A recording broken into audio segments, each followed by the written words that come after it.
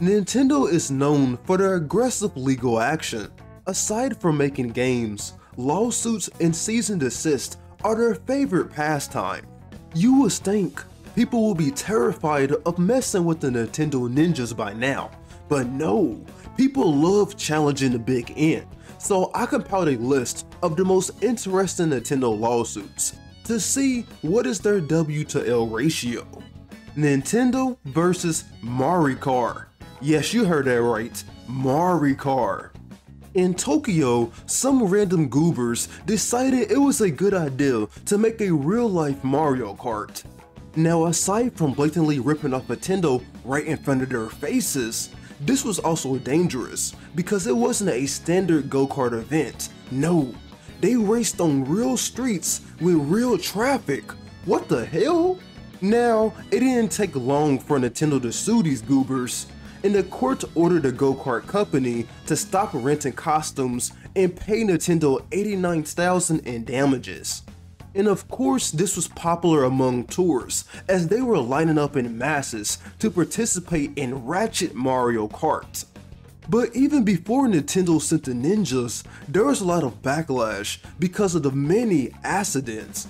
Who would have thought racing go-karts in real traffic would have had consequences?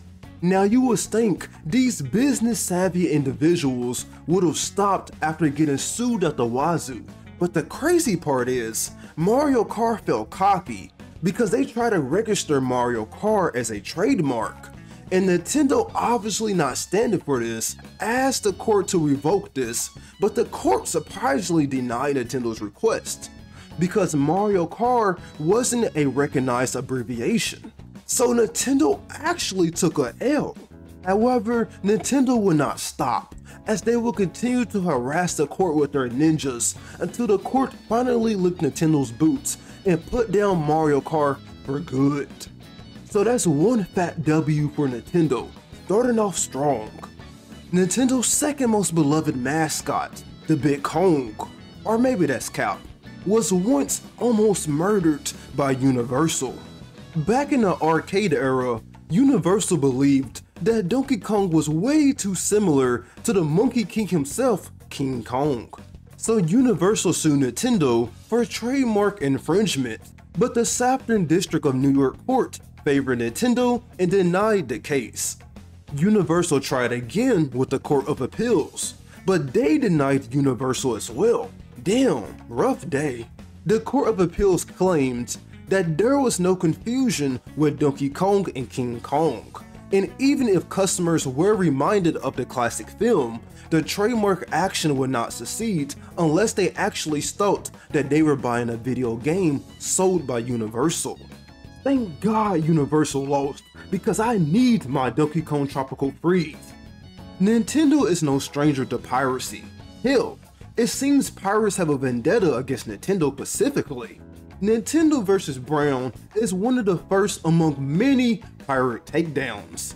Nintendo sued Kenneth Brown for selling bootleg Nintendo games. The game cartridges were so similar that even a monkey could spot the similarities. The only difference was the lack of the Nintendo copyright symbol. The court obviously ruled in favor of Nintendo, and Brown didn't even put up a fight because he didn't show up to court. And when he tried to extend the case by requesting a jury trial, it was denied because it was 10 days late. Damn dude, no wonder this dude got caught. He was lacking on every front. Now for a recent case, Game Vice tried to take down the Nintendo Switch. But before the lawsuit even started, in 2015, Game Vice created a patent, Combination Computing Device and Game Controller. We all know how crappy game patents are, and if you don't, check on my video on it. This patent will be Game Vice's ammunition against the Nintendo Switch. Game Vice filed 2 lawsuits against Nintendo. The first in August 2017. They claimed the Switch was too similar to Game Vice's WikiPad. Boy, ain't nobody care about your WikiPad. Nobody even knew that existed. And rightfully, the lawsuit was dismissed a few months later. Then they filed another lawsuit in March 2018, requesting the US International Trade Commission investigate Nintendo's Joy-Con controllers. However, the agency found that the Joy-Cons did not infringe on the company's property. So this was a fruitless attempt to cash out on the Switch and another big W for Nintendo. It seems like every Nintendo console gets sued because the 3DS got sued as well. Satoru Tomita, a former Sony employee, oh boy, sued Nintendo for infringing on his patent for providing 3D images without the need for 3D glasses. And this obviously relates to the 3DS 3D mechanic. Now you would think Nintendo would stomp this disgruntled employee like a Goomba, but no, Tomita is built different. A defense attorney for Nintendo argued that the 3DS doesn't use key aspects of Tomita's patent, but the court wasn't having that and awarded Tomita $32 million in damages. So this is the first L of the video, and a fat one at that. Nintendo vs Atari, a battle between giants, well, an ex-giant, and this goes all the way back to 1992. So this is for the boomers. Nintendo sued Atari for infringement of the 10 NES security program. This started in 1986. Atari attempted to replicate the 10 NES program, and it flopped. So they then proceeded to obtain the source code from the US Copyright Office, creating a rabbit program to mimic the interactions of Nintendo games in the console. Wow, that is some true Stug energy. Nintendo no longer had the power to stop Atari from building Nintendo compatible games, so they switched to their favorite weapon, lawsuits. Now this battle was a rocky one, because both Nintendo and Atari secured W's. Nintendo argued that the data stream sent from the game cartridges to the game console was copyrightable, but the court disagreed, claiming that a computer program may be copyrightable, but computer data isn't. So Atari took the first W. Nintendo argued on their 635th patent, which is the predetermined relationship between the execution of programs. At first, the court wasn't having this, because that's a very vague patent. But then they realized Atari's copycat program has no other use besides interaction with the NES console. Therefore, Atari's liability may be based on contributory infringement. So Nintendo took the first dub. But this third battle will be the one that truly tips the scale into Nintendo's favor. In this third battle, Nintendo argued the roll patent, which described an electronic locking system based on physically implanted electronic keys. Despite Nintendo's lead, the court still believed Atari will win, because they could easily show that there was no significant differences between the usage of the reset pins in the 635th patent and the Famicom system. However, 2 months later, an 8-member jury rejected Atari's position and found that the infringed claims of the 635th patent were not invalid. Nintendo had won on patent infringement, but the battle wasn't over yet, because they needed to address Atari's patent misuse defense and antitrust counterclaims. But Atari said, I had enough of this, and in March 1994, they gave up and decided to settle. So Nintendo took the fat W on one of their hardest cases ever. Now for one of the most anti-consumer cases ever, Nintendo versus the Norwegian Consumer Council.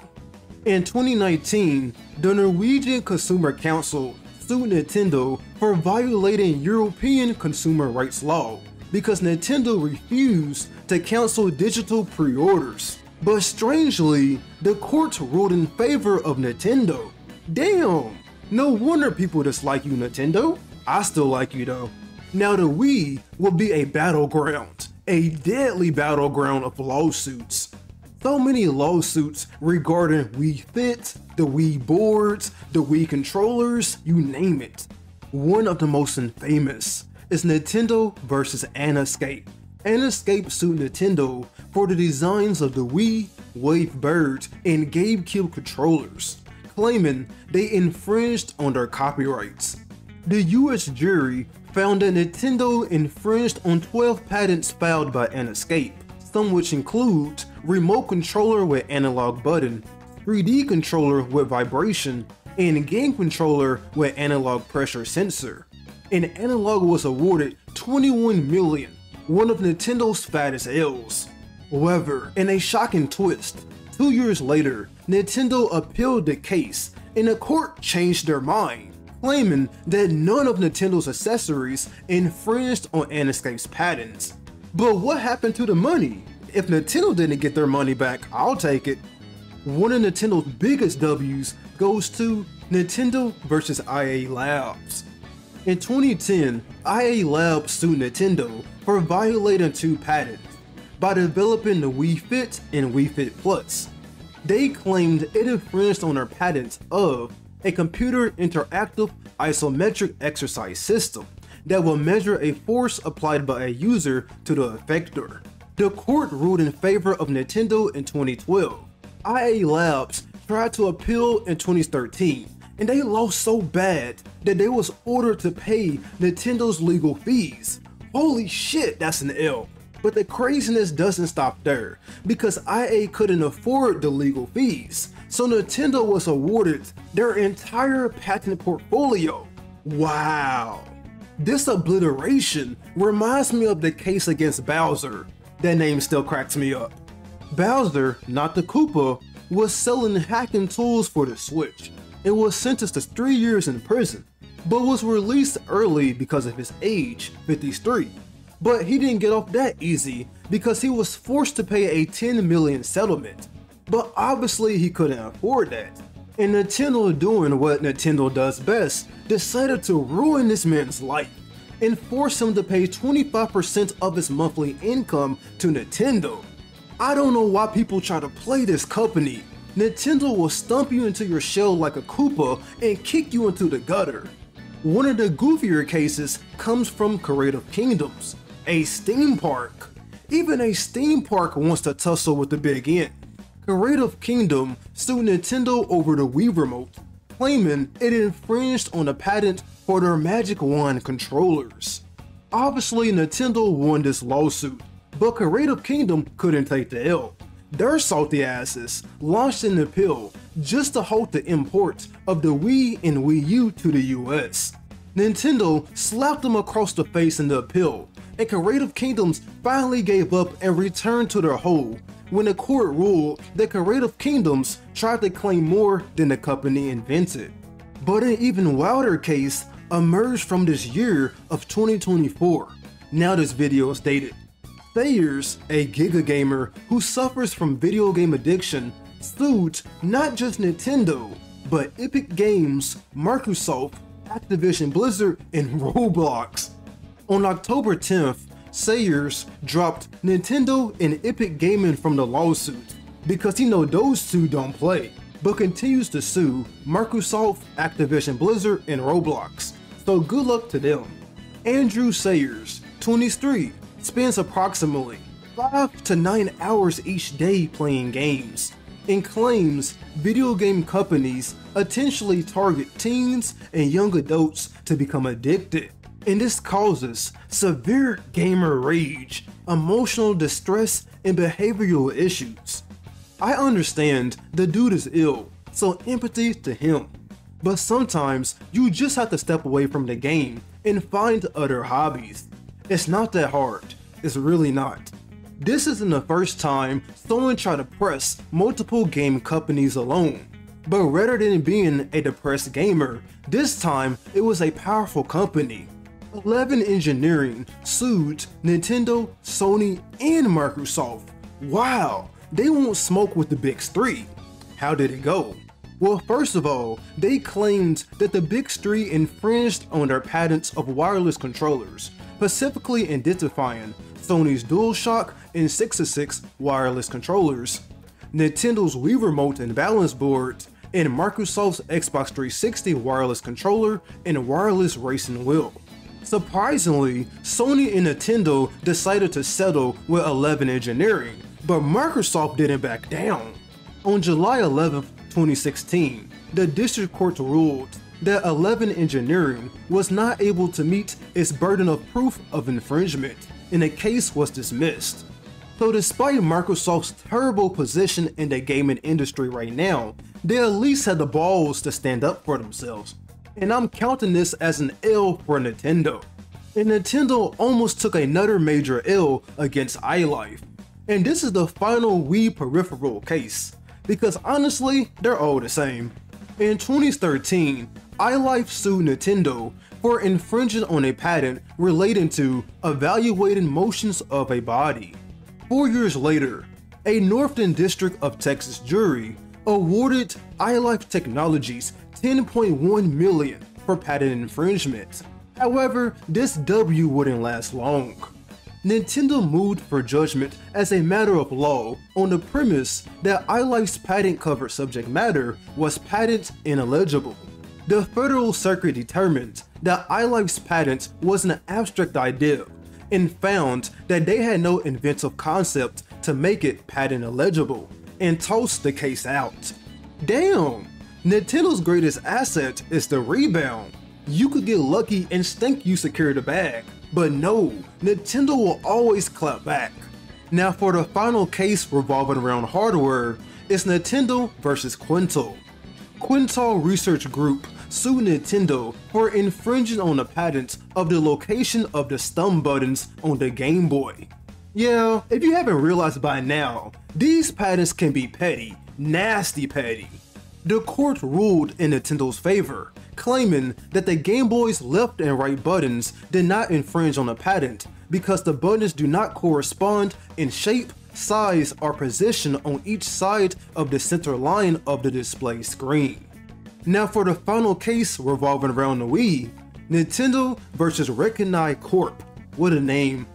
I'm just gonna say RG Corp because their name is dumb.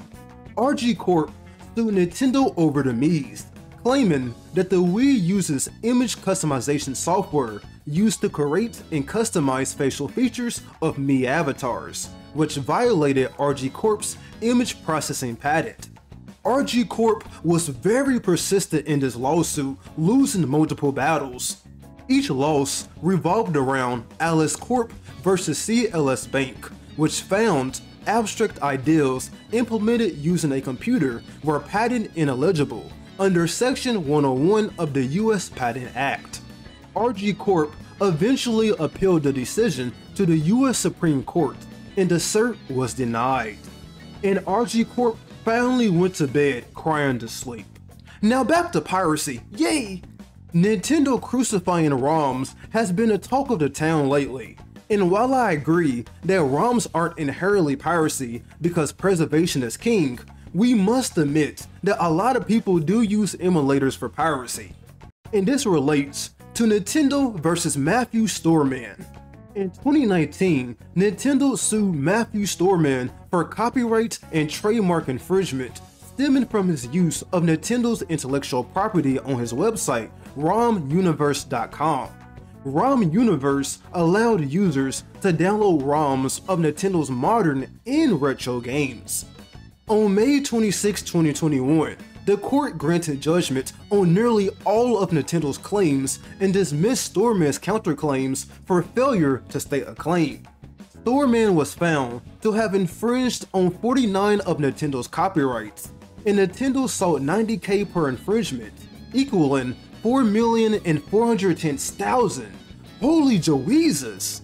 But obviously Storeman couldn't afford that, so the court awarded $35,000 for each instance instead, totaling $1,715,000. Good luck to him. And if you wondered why Nintendo is so trigger happy on emulation or modding on their devices of any kind, well, realize new pirates pop up every day like heads on a hydra. Nintendo took down Daniel Mantic Chan in 2009 for selling game copiers of the DS. But that didn't stop pirates, because Kevin New, another head on a hydra, decided to sell the same game copiers of the DS, and then Nintendo proceeded to kick his ass. And those same exploits exist today with Nintendo Switch Jailbreaks. Nintendo sued Lee Hong Meh for selling the RCM loader devices, which injects payload files into the Nintendo Switch software.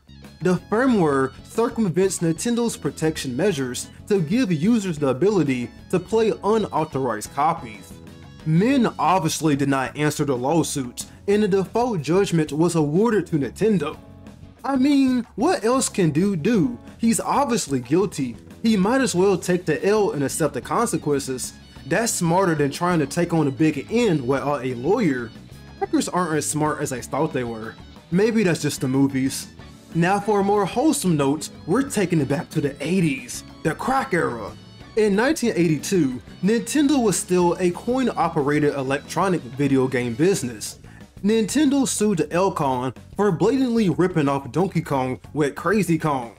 Now this is different from Universal's case, because Crazy Kong is literally Donkey Kong in video game format, not a movie monkey.